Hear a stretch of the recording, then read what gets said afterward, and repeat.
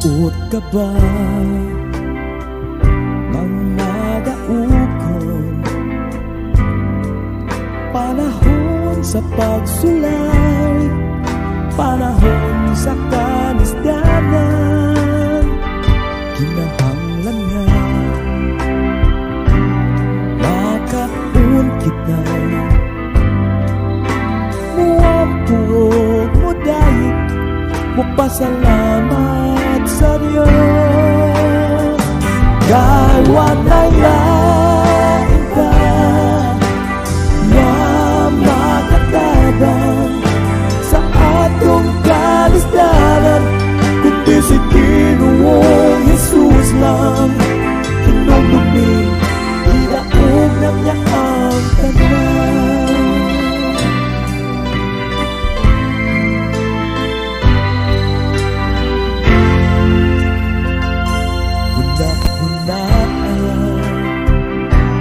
Sa kanunay, wala't yutay mahimo kung wala ang Ginoo. Sa tanan nga pag-ibiso,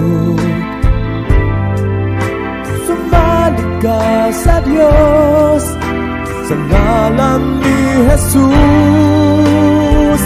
Kay walay lain pa nga makatabang sa atong kalisdanan, kundi si Ginoong Jesus lang. Hinumdumi, gidaog na niya ang tanan. Ayaw magtalaw, ayaw pagsibog, padayon sa unahan atod sa katapusan. Hinumdumi, gidaog na niya ang tanan.